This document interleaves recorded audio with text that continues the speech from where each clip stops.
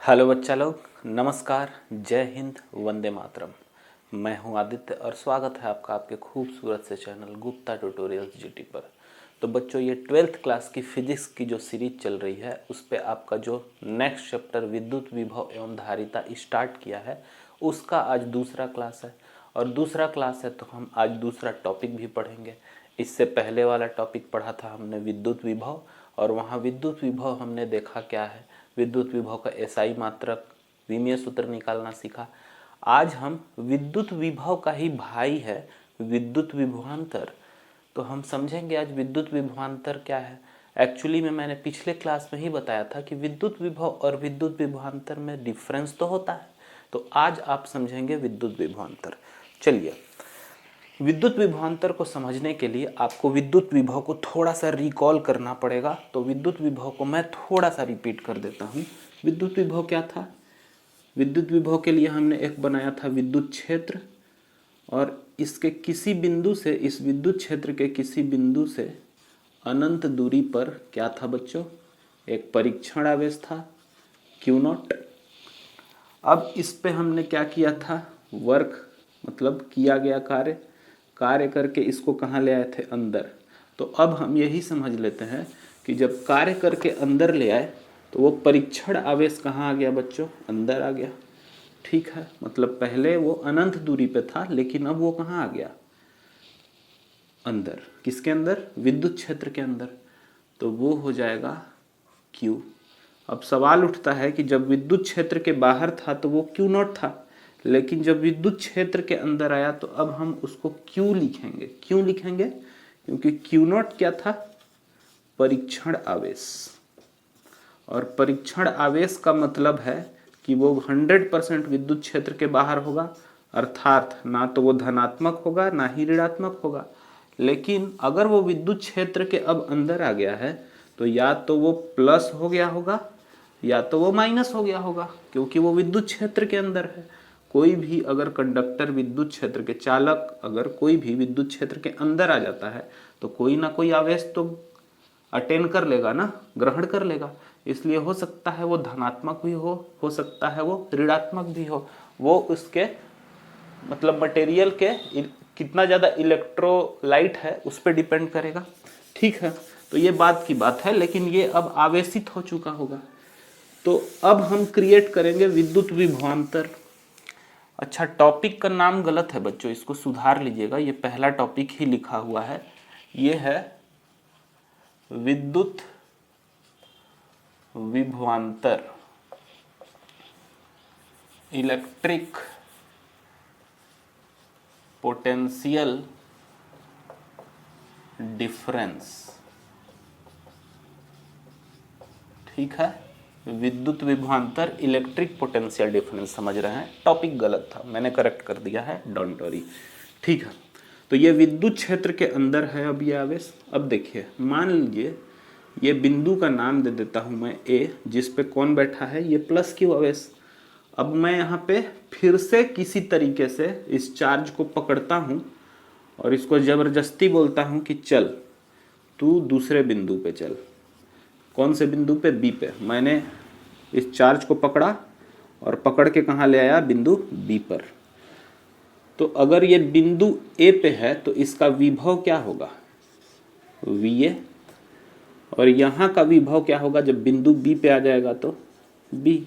अच्छा, जब ये A से B पे आया होगा, मतलब मैंने लाया होगा किसी भी तरीके से, तो उस पर मुझे कुछ ना कुछ कार्य करना पड़ा होगा।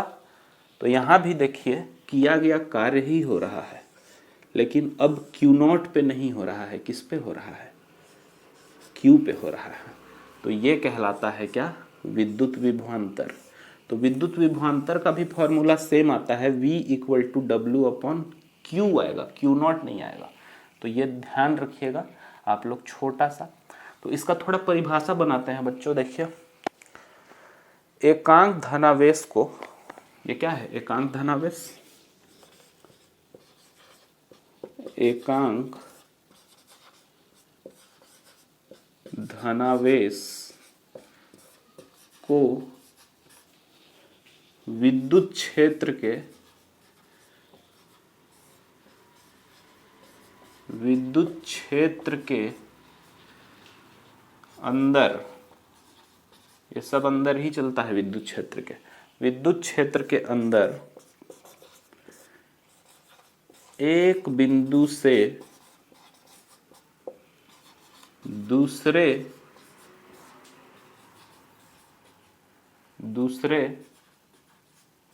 बिंदु तक लाने में, मतलब पहले एक बिंदु क्या था ए, अब उसको बिंदु बी पे लाने में जो कार्य करना पड़ेगा वही क्या है, विद्युत विभवांतर। तो एक बिंदु से दूसरे बिंदु तक लाने में जो कार्य करना पड़ता है, जो कार्य करना पड़ता है उसे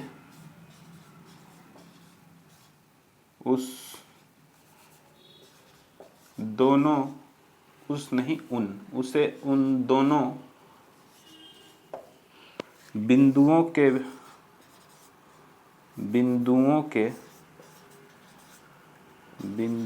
के बीच का विभवांतर कहते हैं या विद्युत विभवांतर कहते हैं। विभवांतर कहते हैं, ठीक है। एकांक धनावेश को विद्युत क्षेत्र के अंदर एक बिंदु से दूसरे बिंदु तक लाने में जो कार्य करना पड़ता है उसे उस दोनों बिंदुओं के बीच का क्या कहेंगे बच्चों, विद्युत विभवांतर। अच्छा, विद्युत विभव कैसी राशि होती थी, कैसी राशि होती थी, अदिश राशि। अच्छा, यहां से भी कॉन्सेप्ट समझ सकते हो कि कार्य कैसी राशि होती है, अदिश राशि। तो विद्युत विभव या विद्युत विभवांतर भी कैसी राशि होगी, अदिश राशि।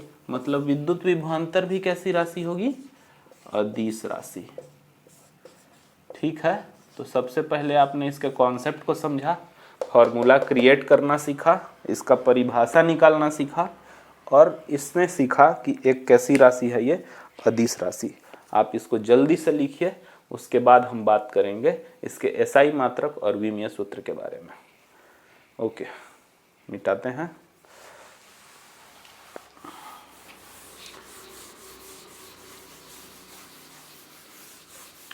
देखिए, सिंपल सा चीज है कि फॉर्मूला आपको सेम मिला है जो विद्युत विभव में था, मतलब इसका एसआई मात्रक क्या होगा, वही होगा जो वहां था विद्युत विभव में। इसका भी एसआई मात्रक क्या होगा, वोल्ट होगा। और फॉर्मूला के अनुसार 1 वोल्ट बराबर कितना लिखोगे, W है, मतलब 1 जूल बटा 1 कूलाम। तो एसआई मात्रक वोल्ट होता है या तो वोल्ट होगा या क्या लिखोगे, जूल प्रति कूलाम, जूल प्रति कूलाम, ठीक है। विमीय सूत्र क्या होगा, वहां पे क्या निकाला था, कॉपी नहीं पलटो, याद करने की कोशिश करो।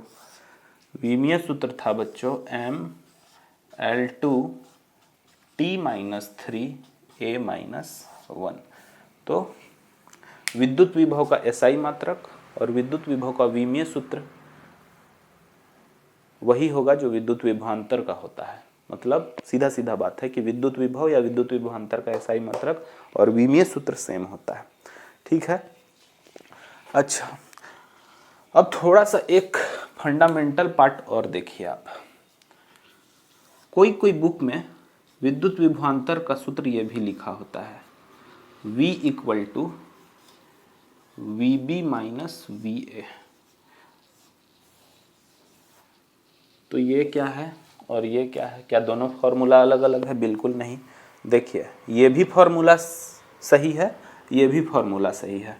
जब आप दो बिंदुओं के बीच का विभव का अंतर निकालोगे तो ये निकालोगे, और किए गए कार्य के रिस्पेक्ट में निकालोगे तो ये फॉर्मूला लोगे। तो देखो, सबसे पहले आवेश कौन से बिंदु पे था, बिंदु ए पे, तो वहां का विभव क्या हो जाएगा, VA। और बाद में कौन से बिंदु पे चला गया, बी पे, तो वहां का विभव क्या आ जाएगा, वी बी। अच्छा, तो विभव का अंतर कैसे निकलेगा, मतलब बिंदु ए का विभव वी ए और बिंदु बी का विभव वी बी, तो इन दोनों बिंदुओं के बीच का विभव का जो अंतर होगा कैसे निकलेगा, अंतिम विभव माइनस प्रारंभिक विभव। अंतर या परिवर्तन तो ऐसे ही निकलता है, समझ रहे हो ना। जैसे आप त्वरण पढ़ते थे तो त्वरण में क्या लिखते थे, वेग में परिवर्तन की दर, अंतिम वेग माइनस प्रारंभिक वेग। तो यहाँ भी क्या होगा, अंतिम विभव माइनस प्रारंभिक विभव, क्योंकि पहले बिंदु ए पे था चार्ज, बाद में कौन से बिंदु पे जा रहा है, बी पे, तो इसीलिए अंतिम विभव माइनस। अब सपोज ये बिंदु बी होता और ये बिंदु ए होता, तो ये क्या हो जाता, वी ए, और ये क्या हो जाता, वी बी। मतलब पहले चार्ज कौन से बिंदु पे था, आवेश बी पे, बाद में किस पे चला गया, ए पे, तो फॉर्मूला क्या बनता, v equal to V A minus V B. तो ये कॉन्सेप्ट है, आपको ये समझना पड़ेगा। तो आप टोटली फॉर्मूला को ऐसे लिख सकते हो, v इक्वल टू, अगर मैं इसको ए बी ही लूँ, ये a है और ये b है, ये a है और ये b है, जो पहले की तरीके था, ये फॉर्मूला सही होगा इस डायग्राम के लिए। तो v equal to V B minus V A equal to W upon Q, Q. तो आप v इक्वल टू ये भी लिख सकते हो और ये भी लिख सकते हो, बस एकदम छोटा सा चीज़ है। तो आपने देखा विद्युत विभव क्या था और विद्युत विभवांतर क्या था। विद्युत विभव अनंत से विद्युत क्षेत्र के अंदर लाने में किए गए कार्य की गणना थी, लेकिन विद्युत विभवांतर क्या था, विद्युत क्षेत्र के अंदर ही एक बिंदु से दूसरे बिंदु तक ले जाने में किए गए कार्य की गणना थी। तो दोनों में अंतर तो है, तो इसलिए आप इस कॉन्सेप्ट को एकदम क्लियर रखिए, अंतर है बच्चों, है ना, क्योंकि ये सब छोटे छोटे पार्ट हैं जो आपको आगे के चैप्टर्स में बहुत इंटर रिलेट करेंगे। जैसे ओम का नियम पढ़ोगे और भी जाओगे आगे, विद्युत वाहक बल आएगा, फिर बहुत सारी चीज़ें हैं। चैप्टर 7 में जाओगे, संधारित्र पढ़ोगे, बहुत सारा चीज़ है। तो वहाँ पे विभव और विभवांतर में आपको अंतर समझ के ही चलना पड़ेगा, तभी आप बहुत कॉन्सेप्ट को क्लियर कर पाओगे। क्लास को ख़त्म करते हैं, मिलेंगे एक नए वीडियो में बहुत इंटरेस्टिंग टॉपिक के साथ। तब तक के लिए जय हिंद, जय भारत।